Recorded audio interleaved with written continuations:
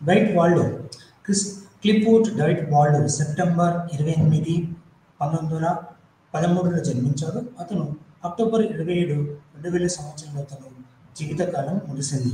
Diet Waldo ఒక American రాజకీయ శాస్త్రవేత్త మరియు ఆధునిక ప్రజా పరిపాలనలో నిర్వహించిన వ్యక్తి. వాల్డో యొక్క కెరీర్ తరచుగా బ్యూరోక్రసీ మరియు ప్రభుత్వం యొక్క శాస్త్రీయ సాంకేతిక భద్రతకు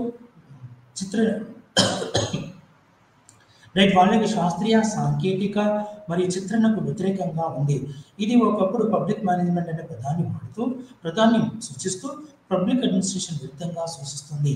బ్యూరోక్రసీ ప్రభుత్వ సిద్ధాంతానికి వాల్డో చేసిన కృషికి ప్రపంచవ్యాప్తంగా గుర్తింపు. బ్యూరోక్రసీ అంటే ఉద్యోగ స్వామ్యం. బ్యూరోక్రసీ ఎలా ఉంటుందంటే భారతదేశంలో కాదు ప్రపంచ దేశాల్లో బ్యూరోక్రసీని ఆధారపడి పరిపాలన మొత్తం కొనసాగిస్తుంది.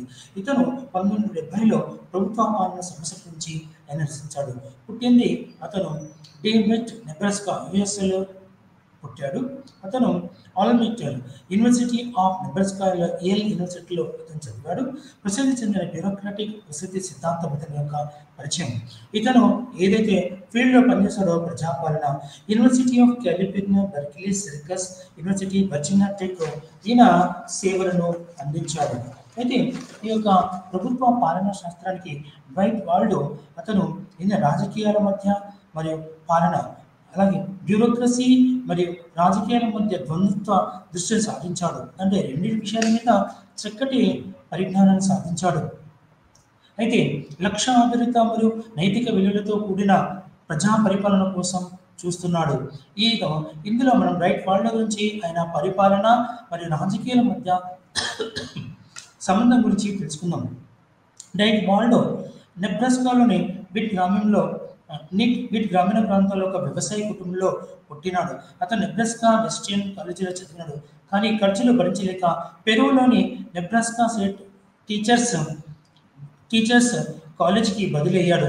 ఆ తర్వాత అతను గ్రాడ్యుయేట్ పూర్తి చేసుకున్న తర్వాత అతను ఒక ఉన్నత పాఠశాలలో ఉపాధ్యాయుడిగా చేరాడు. కానీ అప్పట్లో 2వ ప్రపంచ యుద్ధం ప్రారంభ దశలో అతను మాస్టర్ డిగ్రీ పూర్తి చేసి మళ్ళీ అతను మార్కెట్లో ఏదైతే విధానం ఉందో దాంట్లో టీచింగ్ ఉన్నది కాబట్టి అతను మళ్ళీ ఉపాధ్యాయ వృత్తిలోనే చేరాడు.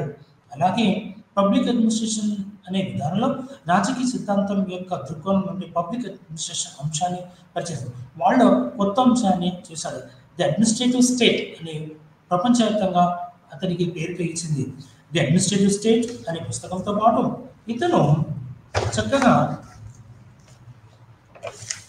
ఇతని పుస్తకాల వేతనం the administrative state 1948, ideas and issues in public administration 1953, the study of public administration and perspective on administration 1956 ఇతను ఇవి రచించాడు. అయితే పబ్లిక్ అడ్మినిస్ట్రేషన్ రివ్యూ అనే సంస్థకి ఇతను 12 సంవత్సరాలు ఇతను అధ్యక్షుడు ఉన్నాడు. అంటే ఆ యొక్క ప్రభుత్వ పాలన మీద వచ్చే రచనలు వాటిని రివ్యూ చేస్తున్నాడు. అంటే వాటి యొక్క ఉపయోగం ఏంటి, వారు ఎలా పనిచేస్తున్నాయి అని. అయితే పబ్లిక్ అడ్మినిస్ట్రేషన్ రివ్యూ అనే విధానానికి ఇతను national association of schools of public administration అనే దాంట్లో national association of schools of public administration and administration from 1977 నుంచి 78 వరకు మరి 1979 American society for public administration start అతను డైట్ వాల్డోకి ఈ ఉన్నతమైన అవార్డు ఇచ్చారు. ఇతనికి హయ్యర్ ఆనర్ ఇచ్చారు. ఇక ఇతను ఒక విధానంగా చెప్పాలంటే ఇతను ఒక అకాడమిక్గా ఒక విద్యావేత్తగా ప్రభుత్వ పాలన శాస్త్రానికి ఎంతో సేవ చేశాడు. 1987లో ఇతనికి ఒక అవార్డు ఇచ్చారు. John Gaus lecture award American society for public administration John Gaus lecture ఈ అవార్డు ఇచ్చారు. అయితే Dwight Waldo public administration politics to related అంటే ప్రభుత్వ పాలనా శాస్త్రానికి ఇతను ఎలాంటి సేవ చేశాడు, రాజకీయాలకు ఎలా పని ఉంటుంది అనే దాని గురించి ఇతను ఏం చెప్పాడో ఇప్పుడు మనం చూద్దాం. అయితే ఇక్కడ ప్రభుత్వ పాలనా శాస్త్రానికి వ్యాపారానికి మరియు ప్రభుత్వ విధానానికి, the administrative state, the administrative political theory of American public administration, ఇవన్నీ కూడా ప్రభుత్వ పాలనా శాస్త్రానికి పరిపాలన నుండి రాజకీయాలను కఠినంగా వేరు చేయడం భరించలేనిది. పరిపాలన నుండి రాజకీయాలను కఠినంగా రాజకీయాల నుండి పరిపాలన వేరు చేయలేమని, రాజకీయాలు వేరు చేయడం భరించలేనిది. ప్రజాసేవకులు స్థానాలకు ఎన్నికైన ప్రజాసేవకులు ప్రజల చేత ఎన్నికబడతారు. ప్రజలను రూపొందించి విధానాలు అమలు చేయడం కంటే ఎంపిక చేయాల్సి ఉంటుంది. వాళ్ళు ప్రజల చేత ఎన్నికబడిన ప్రజాప్రతినిధులు వాళ్ళు ప్రజలకు సేవ చేస్తారు, పాలసీలు తీసుకొస్తారు. అంటే ప్రభుత్వ పాలనా శాస్త్రానికి వాళ్ళు చక్కటి ప్రభుత్వ పాలనా శాస్త్రానికి వాళ్ళు ఎలాంటి పని రాజ్యాంగ ప్రజాస్వామ్యం బ్యూరోక్రసీ నిర్వహణ విలువలతో అనుసంధానించి ప్రజాస్వామ్యం మానవత నిర్వహణ విలువలకు సంబంధించి ప్రజాసేవలకు ప్రజాస్వామ్య సూత్రాలు కట్టుబడి ఉండేలాగా ఒత్తిడికి లోనవుతున్నట్లు గుర్తించబడింది. సమర్థత శాస్త్రీయ నిర్వహణ ఉద్యమం ద్వారా ప్రతిపాదించబడిన తగిన ప్రక్రియల్లో మరియు ప్రభుత్వానికి ప్రజలకు ప్రక్రియతో చర్చలు జరపాలని మరియు ప్రభుత్వ సేవకులు రాజ్యాంగం మరియు ఇతర ప్రజాస్వామ్య ఆవశ్యకతల నుంచి సమర్థించారు. తర్వాత ఉన్న ప్రజల యొక్క ఆవశ్యకతలు ప్రజాస్వామ్య యొక్క ఆవశ్యకతను సమర్థించడం ఉన్నప్పుడు ప్రభుత్వం పట్ల వ్యాపార దృక్పథం ఆచరణ సాధ్యం కాదు అని ఇతను చెప్పాడు. అంటే ఇతడు 1940 నుంచి 1950 వరకు రాజకీయాలు మరియు పరిపాలన గురించి వాస్తవంగా ఉండే వ్యవహారకర్తలాగా వాదగా దృక్పథాన్ని స్వీకరించాడు. వాస్తవంగా రాజకీయాలు పాలన వీటి యొక్క దృక్పథాలు ఎలా ఉంటాయో వీటి గురించి పరిశోధన చేశాడు. రాజకీయాలు పరిపాలన ద్వంద్వత్వం ఇవి బాగున్నాయి. 1986లో రెండవ ప్రపంచ యుద్ధానికి ముందు ఉన్న నమ్మకాన్ని ధ్వంసం చేసినందుకు వాల్డోకు ఘనత. అంటే రెండవ ప్రపంచ యుద్ధం తర్వాత తను ప్రభుత్వ పాలన విషయం ఎంతో చక్కగా పరిశోధన చేశాడు. అడ్మినిస్ట్రేషన్ అండ్ పాలిటిక్స్ అంటే ప్రభుత్వ పాలన రాజకీయాలు పాలన అనే దానికి న్యూయార్క్ వ్యూలో అతను ఏం చెప్తారంటే రాజకీయం మరియు పరిపాలన అనేది అడ్మినిస్ట్రేషన్ కాకుండా వాస్తవంగా ఉండే వ్యవహారిక సత్తావాద దృక్పథాన్ని స్వీకరించాడు. Herbert Simon, Paul Appleby, HD Frederickson, Kevin Smith మరియు అనేక మంది రాజకీయ నాయకులు, అనేక మంది ప్రభుత్వ పాలన శాస్త్రవేత్తలు రాజకీయాల పరిపాలన ద్వంద్వత్వం గురించి వీళ్ళు ఎంతో రకంగా చర్చించి వాటికి మార్గదర్శకాలు వాటి యొక్క విలువల గురించి తెలియజేశారు. రాజకీయాలు పరిపాలన తత్వత్వానికి వ్యతిరేకంగా 20వ శతాబ్దం మధ్య క్లిష్ట పరిస్థితులను సూచించడానికి హెట్రోడాక్సీ అనే పదాన్ని రూపొందించాడు. మరియు ద్వంద్వత్వం పట్ల విమర్శనాత్మకమైన వైఖరి వాళ్ళ యొక్క ఇతర రచనలో మనము చూడవచ్చును. పబ్లిక్ అడ్మినిస్ట్రేషన్ 1955 మరియు 1950లో తను చేసిన ఉపన్యాసాల మీద అనేకమైన వ్యాసాలు రచించి వాటి గురించి ప్రభుత్వ పాలనలో రాజకీయాలు అనే విధానం నుంచి చర్చను. అయితే 2000 ద్వంద్వత్వం అతని అసంతృప్తిని ప్రతిధ్వనించే ఆసక్తికరంగా వాళ్ళ యొక్క రచనలు డైకోటమీ అనే పదాన్ని ఉపయోగించలేదు. డైకోటం అంటే రాజకీయాలు పాలన విభాగత్వం. ఎట్లయితే వుడ్రో విల్సన్, ఫ్రాంక్ గుడ్నో వీళ్ళు రాజకీయాల నుంచి పాలన వేరు చేయాలని చెప్పారు. అయితే ఇక్కడ డైకాటమీ అనే పదాన్ని మాత్రం ఉపయోగించకుండా రాజకీయాల్లో ప్రభుత్వ పాలనకి ఎలాంటి సంబంధం ఉంటుంది, ఎలాంటి భేదభావాలు ఉంటాయో అని ఇతను చర్చించాడు. రాజకీయాల పరిపాలన ఫార్ములా 1948, డిస్ట్రక్షన్ 1948, భావన 1948లో మరియు సూత్రం అని పిలిచేవాడు. ఇతను రాజకీయ పాలన మరియు డైకోటమీ అనే పదాన్ని వ్యక్తిగతంగా ఉపయోగించాడు. మిగిలిన పదాలు పరిపాలన లేదా తరగతి యొక్క కేటాయింపు గురించి సమతుల్యతను సూచించాడు. అయితే ఈ యొక్క నమూనాలో మనం 1970 తర్వాత ప్రభుత్వ పాలన ఎలా ఉంది, తర్వాత వాళ్ళు 1968లో అతని ఆధ్వర్యంలో మిన్నోర్బ్రూక్ మొదటి సమావేశం జరిగింది. ఇది రైట్ వాళ్ళ యొక్క ప్రత్యేకత. ప్రభుత్వ పాలనకు ఒక చక్కటి మార్గదర్శక నూతన ప్రభుత్వ పాలన గురించి అతను చెప్పాడు. అంటే 1960 దశకంలో ప్రభుత్వ పాలన విస్తరణ మార్పుల దిశగా పేర్కొనడం జరిగింది. మార్పుల దిశగా ఇది పేర్కొనడం జరిగింది. అంటే విస్తరణ మార్పు చేసింది. విద్యా విషయంగా కృషి సంబంధించినగాను ప్రభుత్వ పాలన గుర్తించబడింది.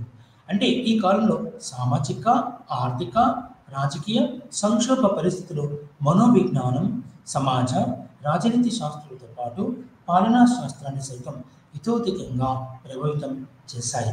ఈ ప్రభుత్వ పాలనా శాస్త్రాలు తెలిసి తెలియకుండానే ఏ కాలంలో రెండు అంశాలు ఎదుర్కోవాల్సి వచ్చింది. మొదటి, విశ్వవిద్యాలయాల్లో అభివృద్ధి చెందిన శాస్త్ర సాంకేతిక ప్రభుత్వ విధాన అంతర్విషయకరణం. రెండోది, నూతన ప్రభుత్వ పాలనా శాస్త్ర దృక్పథం యొక్క ఆవిర్భావం. అయితే ఇక్కడ మన్నావర్ గ్రూప్ మొదటి సమావేశం. ఇది నిజానికి రాజనీతి శాస్త్ర కొత్త సిద్ధాంత అన్వేషణలో భాగంగా నూతన ప్రభుత్వ పాలన ఒక స్వీయ చైతన్య కృషికి అవతరించింది.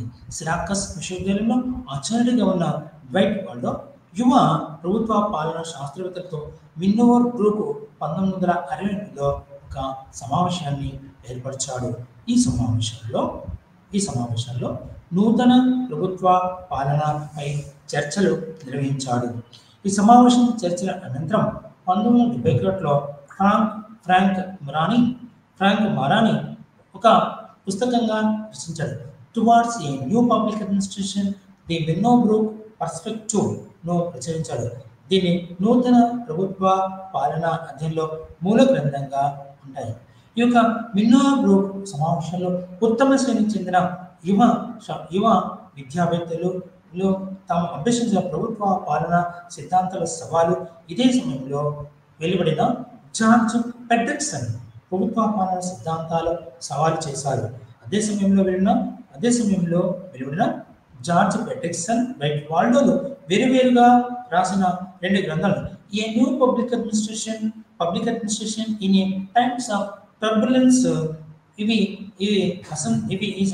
అసంతృప్తి మేధావర్గ అసహనాన్ని ప్రదర్శించాయి. ఈ వర్గాలు సాంప్రదాయ ఛాందస ప్రభుత్వ పాలనా శాస్త్రం, బహుముఖ రాజనీతి శాస్త్రం అందించే ఫలితాలను నిశ్చితంగా దిగబెట్టాయి. ఈ రెండు గ్రంథాలు. అయితే ఈ మిన్నోవర్ గ్రూప్లో జార్జ్ పెడ్రిక్సన్ అంటే ఇతను కూడా రెండవ మిన్నోవర్ గ్రూప్కి సమావేశాలకు అధ్యక్షత వహించాడు. అయితే ప్రభుత్వ పాలన ప్రత్యేక అధ్యయనంగా రాజనీతి శాస్త్రజ్ఞులే అయితే చాలామందికి ఈ సంక్షేమం కేవల పాలనా రాజకీయ సాంప్రదాయికత లేదా బహుముఖ కథనపు నమ్మదాన్ని తిరస్కరించినది గాను భావన సూత్రీకరణ లోపించడం వల్ల మాత్రమే కాదు ప్రభుత్వ పాలన చివరికి రాజకీయ సిద్ధాంత సమస్యనే అని వాలెస్ సైర్ వ్యాఖ్యను నూతన ప్రభుత్వ పాలకులు తమ సొంత నినాదాన్ని స్వీకరించరు. అందుకే వ్యాఖ్యను తిరిగి పీటర్ సావేజ్ ముందు రాజనీతి తదనంతర పాలన, ముందు రాజనీతి తదనంతరం అనేది యుద్ధనినాదంగా మారిందన్నాడు. అయినప్పటికీ కోపేతున్న ఈ యువకులు పాలనా సిద్ధాంతం పట్ల తమ తపను విడిచిపెట్టలేదు. బహుశా వారికి ప్రభుత్వ పాలన గల విద్యా విషయక సంపర్కమే దాని కారణంలో రాజనీతి సమస్య మౌలిక భాగమే ప్రభుత్వ పాలనని ఓరియన్ వైట్ ఉత్తమ వివరణ ఇచ్చాడు. అతని ప్రకారం ప్రభుత్వ పాలన ప్రస్తుత సమస్యలను అధిక సంబద్ధత తక్షణ సందర్భము ఉంది. ఎందుకంటే చాలా వరకు ప్రభుత్వ పాలన సంస్థల ద్వారానే సాంకేతిక అవసరాలను మానవ సమాజ సముదాయాలకు వ్యక్తం చేయడం జరుగుతుంది. అందుకే ఇక్కడ పరస్పర సంఘర్షణ ప్రారంభమై అతి తీవ్రత స్థాయిని చేరింది. నూతన ప్రభుత్వ పాలన రచయితల సంఘటిత ప్రతిఘటన సంస్కృతి అసహనం వారి ఆదర్శ విశ్వాసంపై ప్రభుత్వం అమెరికన్ సమాజంలో ఎక్కువగా అణచివేత గురైన సంస్థల్లో రాజకీయ సంస్థల్లో వినియోగించుకుంటున్న ఉద్యోగస్వామ్య అధికార సాధనాలు మేధావి సంస్థల నుంచి విడదీయబడ్డ వాటి విద్యా విషయక అధ్యయనం అనేది పేర్కొనదగినవే. వారి విశ్వాసం ఉద్యోగస్వామ్యంపై గల ఎవరి ప్రతిఘటనకు మూల కారణం రాజకీయ అభ్యంతరాలను ప్రభుత్వ పాలన ద్వారా వ్యక్తం చేయడమే. అయితే ఈ యొక్క మిన్నోవర్ గ్రూప్ సమావేశంలో విలువలు, నీతి ప్రవర్తన వ్యవస్థలో వ్యక్తి అభివృద్ధి, ఉద్యోగ స్వామ్యంలో ఆశ్రితులు సంబంధం వంటి ప్రశ్నలు తలెత్తాయి, చర్చించడం జరిగింది. అంతేకాక నగరీకరణ, సాంకేతికత, హింస లాంటి ప్రధాన సమస్యలు కూడా వివరించబడ్డాయి. నిజానికి నూతన ప్రభుత్వ ఆలోచనలో నైతికత భావం ప్రధానంగా కనబడుతుందని చెప్పవచ్చు. ఇవి వైట్ వాల్డో మరియు వివిధ శాస్త్రవేత్తలతో కూడుకొని ఉన్న నూతన ప్రభుత్వ పాలన శాస్త్రానికి ఈ యొక్క ప్రభుత్వ పాలన శాస్త్రానికి అతని దృష్టిలో వైట్ వాల్డో దృష్టిలో మనం ఇది చెప్తాము. అయితే ఇక్కడ administration and politics naans view, అతను ప్రభుత్వ పాలనపై వివిధ శాస్త్రాలు 1940 నుంచి 50 వరకు అతను రాజకీయాలు మరియు పాలన గురించి Herbert Simon, Paul Appleby, George Frederickson, Kevin B Smith మొదలైన వాళ్ళు వీటి గురించి వాళ్ళు చేసిన రచనల గురించి వాటి వివరాల గురించి మనము ఇప్పుడు తెలుసుకుంటున్నాం. అయితే ఇక్కడ మనం తెలుసుకున్న విషయం వైట్ వాల్డో తన యొక్క జీవన విధానంలో ఏం చేశారంటే పబ్లిక్ అడ్మినిస్ట్రేషన్ రంగంలో ప్రభుత్వ పాలన శాస్త్రంలో అతను అడ్మినిస్ట్రేటివ్ స్టేట్ అని పిలువబడే ఒక క్లాసికల్ రచన ఉండేది. అయితే వాళ్ళు ప్రధానంగా ఇతను ప్రభుత్వాన్ని మరింత సమర్థవంతంగా మరియు ప్రభావవంతంగా చేయడానికి కెమిల్లా స్టీవర్స్ గమనించారు. ప్రభుత్వ పాలనా శాస్త్రం ఒక సైన్స్ అని పేర్కొనబడి వాళ్ళు ఇది రాజకీయ సిద్ధాంతం ప్రపంచంలో తప్పుగా చూస్తుంది, వారికి కొత్త అవకాశాలు ఊహించడం లక్ష్యంగా ఉంది. ఇది క్లిష్టమైన నిశ్చయాత్మకంగా ప్రజాస్వామ్యంలో వంటి విలువలను విరుద్ధంగా నడుస్తుంది.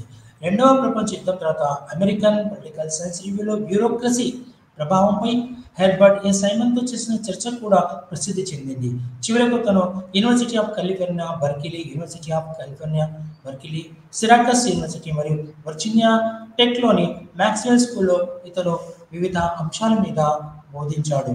1960 చివరిలో మినోర్ కాన్ఫరెన్స్ నిర్మించడం ద్వారా అతనికి అనేకమైన విద్యావేత్తలు వచ్చారు. అయితే ఇక్కడ మినోర్ గ్రూప్ వాళ్ళు ప్రభుత్వ పాలన గురించి పబ్లిక్ అడ్మినిస్ట్రేషన్ స్థిరత్వం మరియు మార్పు రోజ్ డేవిడ్ బిల్లీ బెక్కర్ని నాచ్ వైట్ వాళ్ళు మ్యాక్స్వెల్ స్కూల్ సిరకాస్లో ఇతని యొక్క జీవితకాలంలో అనేకమైన రచనలు మరియు ప్రసంగాలు చేశాడు. దీంతో పాటు అయితే ఈ వైట్ వాల్డో అడ్మినిస్ట్రేషన్ పాలిటిక్స్ యొక్క విషయంలో ఏం చేశారంటే ప్రభుత్వ పాలన రాజకీయాలకు సంబంధించి ప్రభుత్వ పాలనలో ఎలాంటి విధానాలను అనుభవిస్తున్నారు, ఏ రకమైన పరిశోధన చేశారు అనే విధానంలో అభిప్రాయంలో పబ్లిక్ అడ్మినిస్ట్రేషన్ గురించి ఇతను వైట్ వాల్డో విభిన్నమైన విధానాలను తెచ్చారు. అయితే ఇతను వైట్ వాల్డో పబ్లిక్ అడ్మినిస్ట్రేషన్ అనేది 20వ శతాబ్దం చివరిలో ఉద్భవించిన పబ్లిక్ ఒక దృక్పథం. ఇది మరింత సహకార మరియు పౌర కేంద్రిత విధానంపై దృష్టి సారింది. ఇది ప్రజా అవసరాలకు కేంద్రీకృత విధానంపై దృష్టి సారించింది. ఇది సమాజ ప్రమేయం మరియు ప్రభుత్వ రంగ నిర్ణయాధికారంతో మరియు ప్రతిస్పందన, సమాజ ప్రమేయం మరియు ప్రభుత్వ రంగ నిర్ణయాధికారంలో నిర్వహణ మరియు ప్రభుత్వ రంగ నిర్వహణ మరియు సామాజిక శాస్త్రవేత్తలు ఏకీకరణ నొక్కి చెప్పారు. న్యూ పబ్లిక్ అడ్మినిస్ట్రేషన్ నూతన ప్రభుత్వ పాలన సాంప్రదాయ బ్యూరోక్రేట్ నమూనా నుండి మరింత సౌకర్యవంతమైన ప్రభుత్వ పాలన భాగస్వామ్య పాలన కోసం ఈ నిర్మాణాలుగా మారాలని సూచించబడింది. అయితే పబ్లిక్ అడ్మినిస్ట్రేషన్ అనేది సాంప్రదాయిక ప్రభుత్వ పాలన చేస్తారు. అయితే ఇది బ్రిటన్లో అయితే ప్రభుత్వ ప్రజా ప్రయోజనం ఈ నూతన ప్రభుత్వ పాలనలో సమాజంలోని సామూహిక ఉమ్మడి మంచిని సూచిస్తుంది. ఇది ప్రజా ప్రయోజనాలకు ప్రధాన లక్ష్యంగా ఉంటుంది. అయితే ప్రజా విధానం పబ్లిక్ పాలసీని రూపొందించి వాటిని ప్రవేశపెట్టి వివిధ మార్గాల ద్వారా ప్రజల యొక్క భాగస్వామ్యం పరిమితం చేయడం కాకుండా దాని యొక్క ప్రమేయాన్ని ప్రోత్సహించడం జరిగింది. పౌరులకు బ్యూరోక్రసీ అంటే ఉద్యోగ సమయం ద్వారా పౌరుల అవసరం తీర్చడానికి సంబంధించిన నైతిక మరియు నైతిక ప్రమాణాలు అందించడంపై సమర్థించింది. ప్రజాస్వామ్యం, పౌరసత్వం అనే ఆదర్శాలతో ఈ కొత్త సిద్ధాంతం ప్రారంభం కావాలి.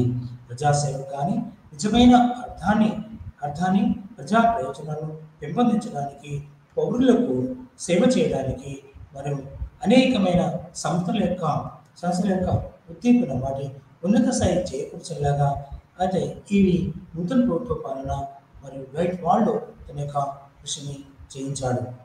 నూతన ప్రభుత్వ పాలన, న్యూ పబ్లిక్ అడ్మినిస్ట్రేషన్ అనే పనిలో ప్రభుత్వ పాలన యొక్క ఎలా పనిచేసింది, అతని యొక్క ఏ విధంగా ఉందో, 20వ శతాబ్దం తర్వాత అతని యొక్క విధానాలు ఎలా పనిచేశాయో అతని గురించి ఇప్పుడు మనము తెలుసుకుందాం. అయితే వాళ్ళు ఎప్పుడైతే 1970వ దశకం నుంచి ఈ ప్రభుత్వ పాలన ఎలా పనిచేస్తుంది, వాటి యొక్క విధాన రూపకల్పనలు ఎలా ఉన్నాయి అనే దాని గురించి రైట్ వాళ్ళు వివరించిన విధానం మనము ఇప్పుడు తెలుసుకుంటాము. అయితే ప్రభుత్వ పాలనా శాస్త్రానికి, నూతన ప్రభుత్వ పాలనా శాస్త్రానికి ఏం చేశారు అంటే ప్రభుత్వ పాలన అధ్యయనాలు అయితే 19వ దశకంలో 60లో ప్రారంభమైన అభ్యంతరాలు 1970 వరకు ఇవి శాంతియుతంగానే ప్రభుత్వ పాలన తిరిగి తన సాంప్రదాయిక పాత్రను చేపట్టింది. విశ్వవిద్యాలయ స్థాయిలో ప్రభుత్వ పాలనా శాస్త్ర విద్యార్థుల ప్రవేశం స్థాయి పెరిగింది. ఉద్యోగులు ఇచ్చేవారు. ఉద్యోగులు ప్రభుత్వ పాలనా శాస్త్రం పట్టినప్పటి నుంచి ఉత్తమమైన సంబద్ధతను శ్లాఘించారు. అయితే మినోర్ గ్రూపు సమావేశ అభ్యంతరాలు గ్రాడ్యుయేషన్ స్థాయిలో ఎంతో ప్రభావం చూపాయి. ఫలితంగా ప్రభుత్వ పాలనా శాస్త్ర అధ్యయనంలో అనేకమైన మార్పులు వచ్చాయి. అయితే ఇక్కడ ప్రభుత్వ పాలనా శాస్త్రంలో అయితే ఇది జార్జ్ ఫ్రెడ్రిక్సన్ నూతన ప్రభుత్వ పాలన రెండవ పాలనానికి సమావేశాన్ని అందించినప్పుడు అతను సంస్థాగత నిర్మాణ మరియు రూపకల్పన యొక్క సిద్ధాంతం, నిర్మాణ మరియు నాయకత్వ యొక్క సిద్ధాంతాలు మరియు వివిధ రకాలైన పద్ధతులు మరియు న్యూ పబ్లిక్ అడ్మినిస్ట్రేషన్, నూతన ప్రభుత్వ పాలన యొక్క బ్యూరోక్రసీ అంటే ఉద్యోగ స్వామ్య యథాస్థితిని సంస్కరణను కొలియాడు. అయితే బ్యూరోక్రసీ పునర్వ్యవస్థీకరణ, మార్పు విధానాల యొక్క సంస్థాగతీకరణ, వేగవంతమైన సామాజిక మార్పు, అలాగే దానిని క్యాపిటల్ మరియు యంత్రాంగాన్ని సర్దుబాటు చేయడము, తగ్గింపులు మరియు అభివృద్ధి పెట్టుబడుల యొక్క మార్పు భావనను మరియు అంతర్గతమైన వాటి విషయాలపై జార్జ్ ఫ్రెడ్రిక్సన్ వివరించారు. అంటే నూతన ప్రభుత్వ పాలన యొక్క ఔచిత్యాన్ని, సాధనతను నొక్కి చెప్పాడు. అలా చేయడం ద్వారా పబ్లిక్ అడ్మినిస్ట్రేషన్ అందించే నూతన ప్రభుత్వ పాలన ప్రత్యేకమైన సేవా పద్ధతుల సందర్భంలో సామాజిక సమత్వం యొక్క నైతిక సమస్యలపై ఆధారపడింది. హేతుబద్ధత అనేది అతి ముఖ్యమైనది. హేతుబద్ధత నూతన ప్రభుత్వ పాలనలో ప్రొడక్షన్ లేదా పబ్లిక్ ప్రైవేట్ భాగస్వామ్యం PP, public private participation PP అనేది అంటే ప్రభుత్వ మరియు ప్రైవేట్ మరియు విధానంలో మార్పులు, పబ్లిక్ ప్రైవేట్ భాగస్వామ్యం పార్టిసిపేషన్, ప్రభుత్వ మరియు ప్రైవేట్ రంగాల యొక్క భాగస్వామ్యం గురించి ఈ యొక్క మరియు వికేంద్రీకరణ, తక్కువ సోపానం దాన్ని తక్కువ యొక్క మార్గాలు, ప్రాజెక్టును కొన్ని విధానాలను స్పాన్సర్ చేయడానికి అంటే ఔత్సాహికులను వారిని ఆ యొక్క విధానంలో చేకూర్చారు. ఇది ఒక గొప్ప మలుపుగా చెప్పవచ్చు.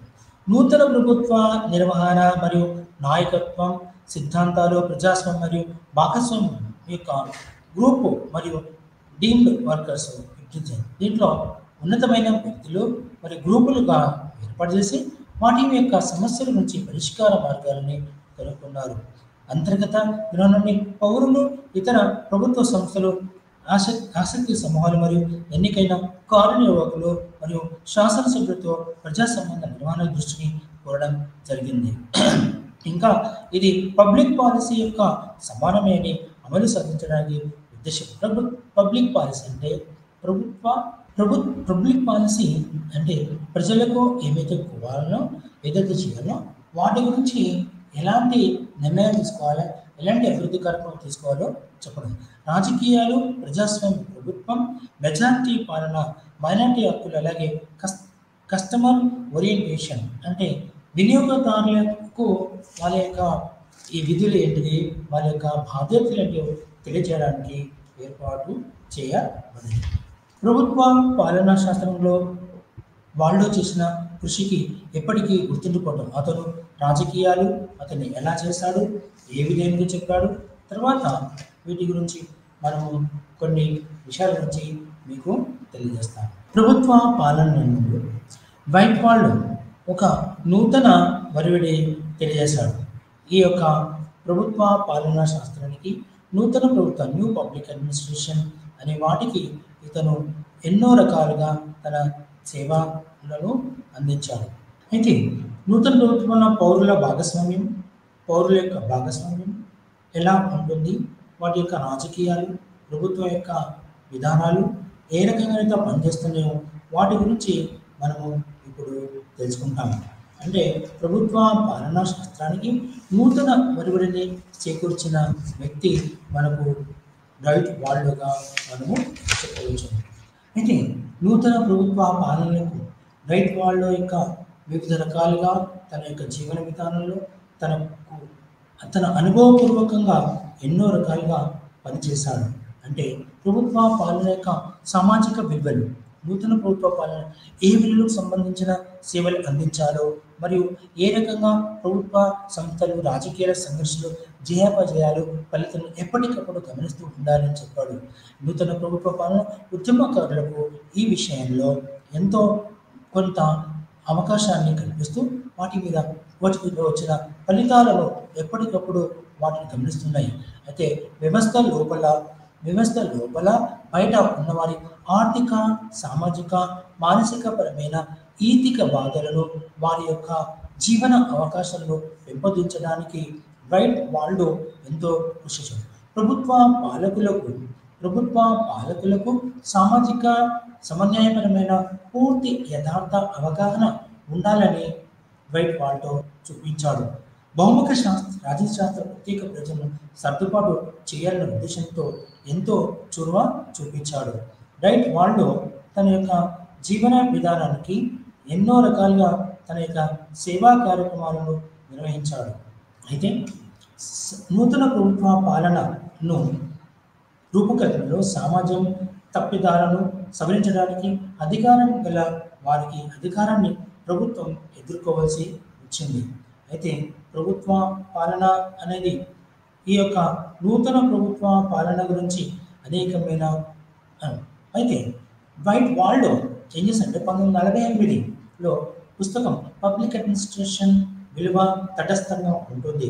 ఇది నిర్మోహమాటంగా దాదాపు యాంత్రిక పద్ధతిలో నిర్వహించబడుతుందని చెప్పాడు. అంటే ప్రభుత్వ పాలన తటస్థంగా ఉంటుంది, అలాగే ఇది నిర్మోహమాటంగా ఎవరికి ఎలాంటి విడుదల పొందుకోకుండా తన చెప్పాల్సిన విషయాన్ని చెప్పారు. దాదాపు యాంత్రిక పద్ధతులు అంటే యంత్రాలతో పనిచేస్తున్నాం. ఈ యొక్క ప్రభుత్వ పాలన యాంత్రికంగా నిర్వహించబడుతుంది. ఆలోచనను సవాలు చేసింది. ప్రభుత్వ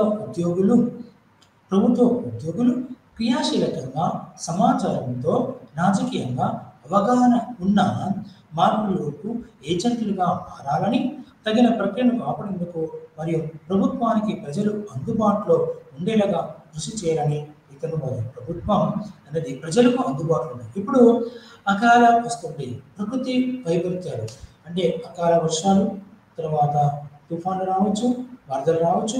అప్పుడు ప్రభుత్వం ముందుగా ఉంటుంది. తర్వాత వాతావరణ మార్పులు వచ్చినప్పుడు, వాతావరణం సరిగ్గా లేనప్పుడు, పంటలు పండినప్పుడు అకాలం ఏర్పడుతుంది. ట్రాన్స్ఫర్ ఏరియాస్లో అభివృద్ధి పని చేయాల్సిన బాధ్యత కూడా ప్రభుత్వాన్ని. అలాగే ఈ యొక్క ప్రభుత్వ పాలనా శాస్త్రానికి ఈయన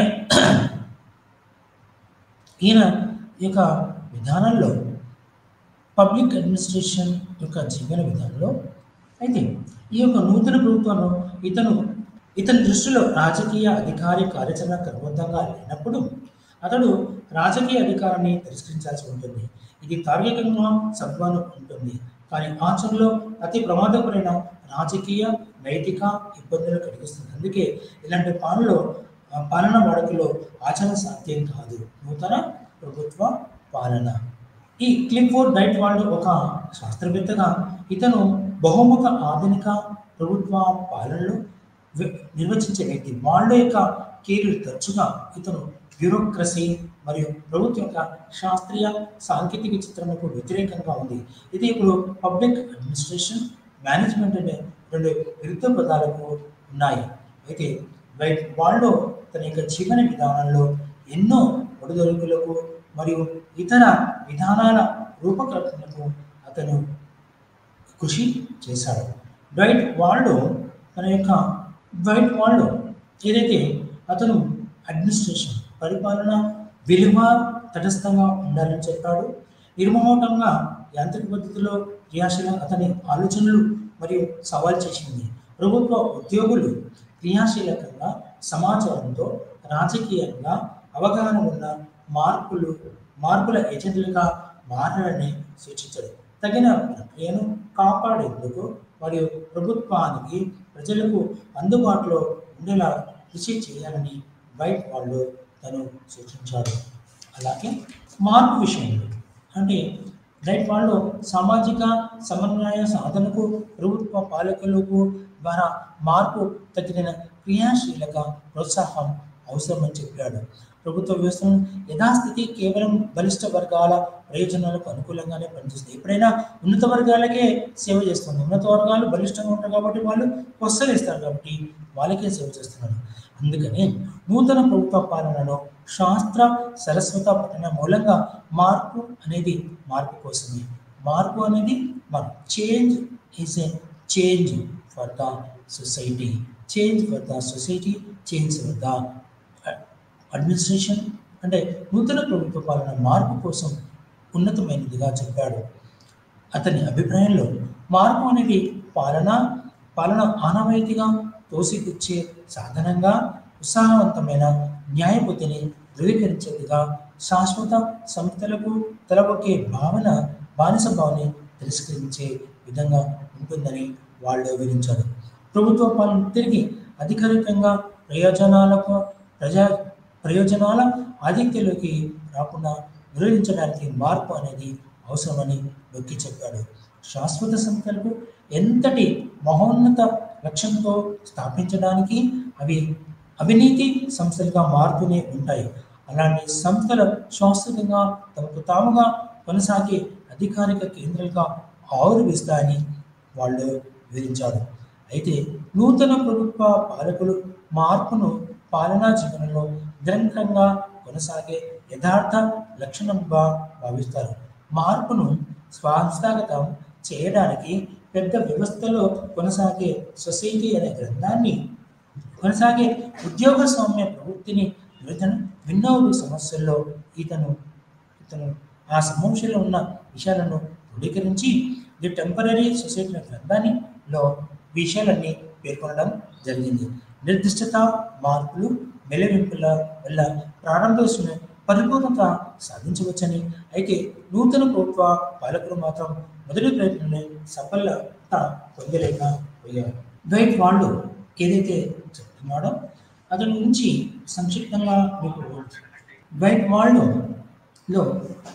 ఈ యొక్క ప్రభుత్వ పాలన అధ్యయనంలో తార్కికంగాను పూర్వపరంగాను ఆలోచించినప్పుడు నూతన ప్రభుత్వ పాలన కేవలం వైరుధ్యాలను అంతర్గత విభేదనలకు నిలయంగా ఉంటుందని చెప్పాడు. అంతేకాక ఈ యొక్క నూతన ప్రభుత్వ పాలన అనేది public administration in times of టర్బులెన్స్లో నూతన ప్రభుత్వ పాలకులకు ఒక క్షేత్ర హద్దులను మరి వీరు కోరుకున్నారు. అయితే వాళ్ళ ప్రకారం ప్రభుత్వ పాలన సమస్యలను పరిష్కరించడానికి ప్రపంచాన్ని తనకు అనుకూలంగా మార్చుకోలేదు. పూర్తిగా గమ్యాన్ని మార్చడంలో నూతన ప్రభుత్వ పాలన ఆత్మవిశ్వాసానికి భంగం కలగకుండా కొంత పాత్ర వహించేస్తుందని ఆశించినాడు. అయితే ఆ పూర్తిలోనే తన గమనాన్ని కూడా చేరి ఉండకపోవచ్చు అని వాళ్ళు చెప్పాడు. నూతన ప్రభుత్వ పాలన ఉద్యమకారులు సర్దుబాటు సంక్షేపణ సమస్యలకు అధిగమించగలరు. అందులో ఈ యొక్క పాలకులు శాస్త్రవేత్తలు కొన్ని విషయాలను అధిగమించారు. కానీ నూతన ప్రభుత్వ పాలన రాజనీతి శాస్త్రానికి సన్నిహితంగా జరిగిన విషయంలో అనేకమైన ఇబ్బందులు ఎదుర్కోవాల్సి వచ్చింది. అయితే వైట్ వాళ్ళు తన యొక్క మళ్ళీ ఒకసారి మనం దాని నుంచి వివరణ ఇస్తాను. వైట్ వాళ్ళు ఏమైతే చేశాడో వాటి గురించి మనం ఇప్పుడు మీకు వివరిస్తాను. ఇతను వైట్ వాళ్ళు మిచిగాన్లో తన నాయకత్వ పాత్రను చేయడానికి వాళ్ళు నార్త్ స్టేట్ నార్మల్ స్కూల్లో ప్రస్తుతం నార్థరన్ మిచిగన్ యూనివర్సిటీకి మొదటి ప్రిన్సిపల్గా ఉన్నప్పుడు అతను ఏమన్నా వరకు పనిచేశారు. 1899 ఏమంటారంటే హిస్టరీ డిపార్ట్మెంట్ చైర్గా ఉండి పశ్చిమ మిచిగన్ సిటీలో ఉత్తమ మిచిగన్ ప్రెసిడెంట్గా పనిచేస్తూ తన వాళ్ళు ఆ కళాశాలలో చరిత్రకు మరియు అర్థశాస్త్రం ఉపాధ్యాయులు కూడా పనిచేశారు. చేసి బయట వాళ్ళు ఉద్యోగ సమయం గురించి మరియు వాటి యొక్క విషయాల గురించి మళ్ళీ ఒకసారి పునశ్చరణ మీకు ఇస్తారు. బయట వాళ్ళు ఇతను ఒక అమెరికాలో ఉండి తన యొక్క విధానంలో అతను వివిధ సంస్థల్లో పనిచేస్తాడు. అతని యొక్క ఫీల్డ్ అంటే ప్రజా పరిపాలన గురించి తన యొక్క సొంతంగా తన స్వీయ అనుభవంతోని ప్రజా పరిపాలన ఎలా ఉండాలో వాటి యొక్క చూసాడు. అయితే ఇతను ది అడ్మినిస్ట్రేటివ్ స్టేట్ అనే దాని మీద తన థీసిస్ సమర్పించారు.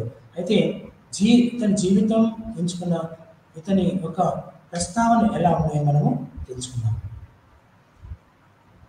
డైట్ వాళ్ళు యొక్క పబ్లిక్ అడ్మినిస్ట్రేషన్ ఎలా ఉందంటే నూతన స్థిరత్వం మరియు మార్పు ప్రజల్లో ఆ యొక్క ప్రభుత్వం ఎలా ఉండాలి, వాటి యొక్క స్థిరత్వం ఉండాలి, స్థిరత్వంతో పాటు మార్పు ఉండాలి.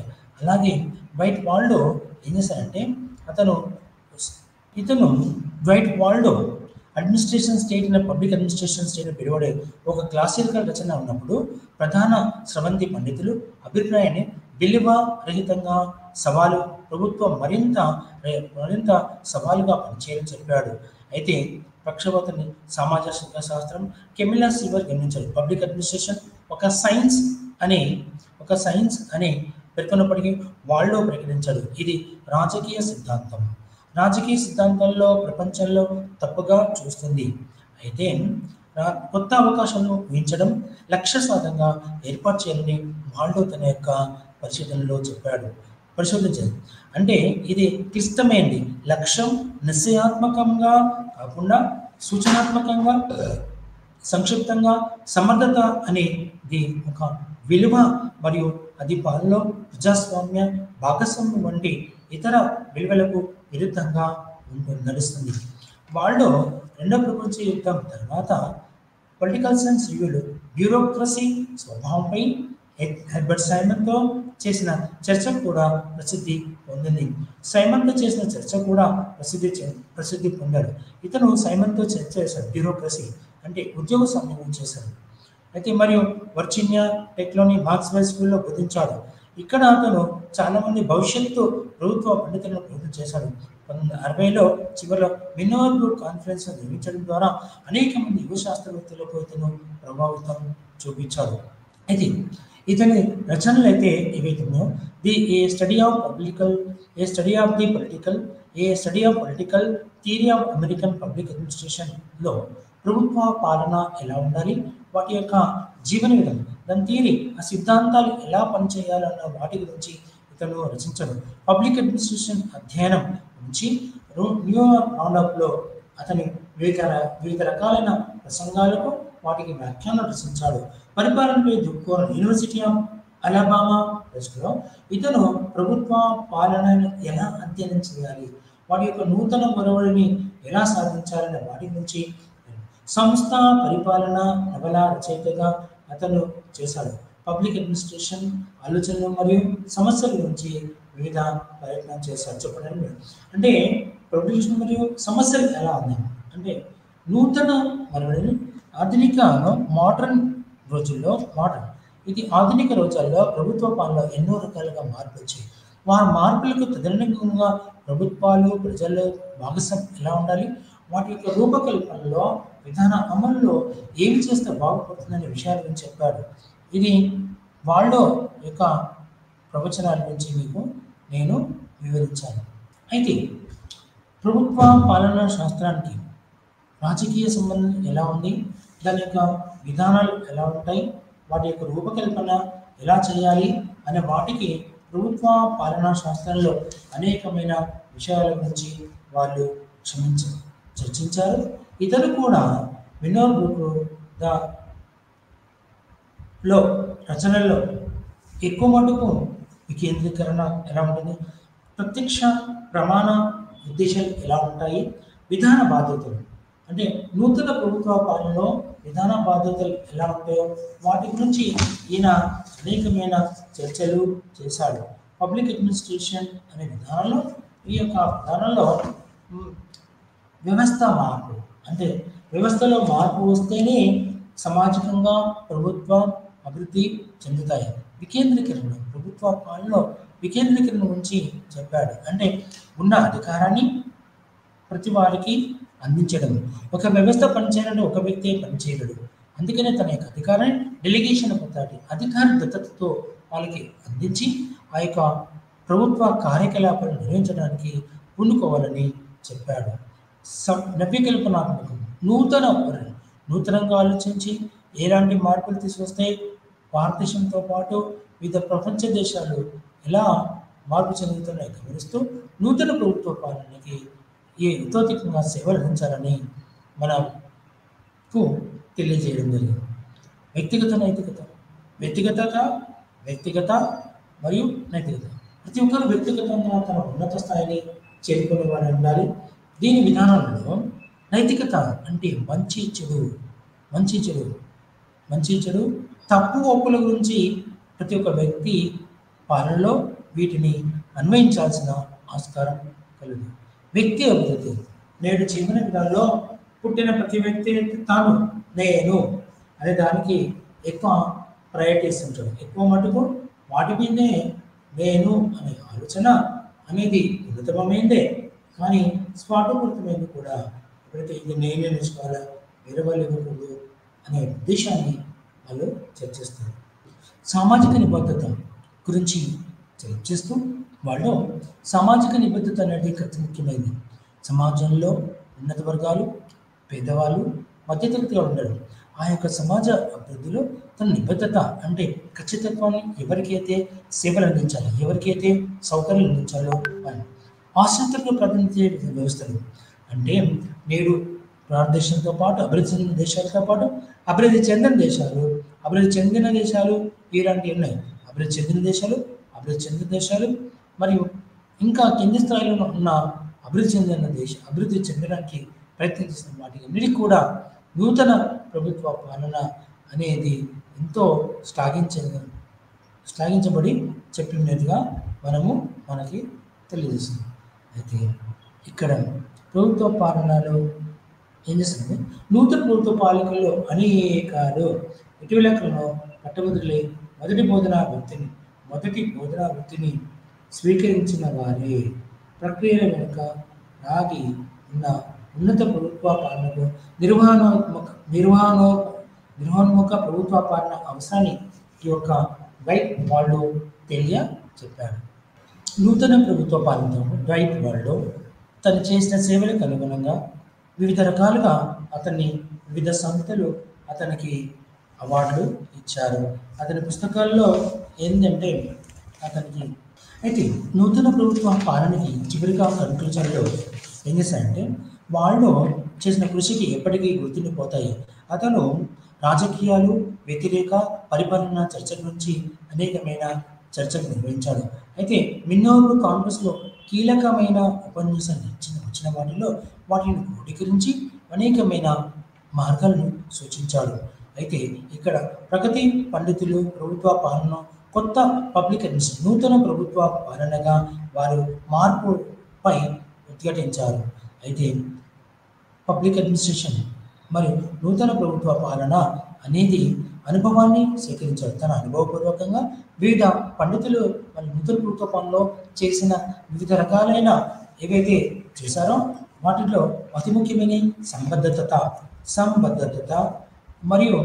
సంబద్ధత మరియు మార్పులు, విలువలు, సామాజిక సమభావన గురించి వాళ్ళు తెలియజేశారు. అందులో ఈ ఉద్యమంలో మార్పు అనేది చాలా చక్కగా చెప్పారు.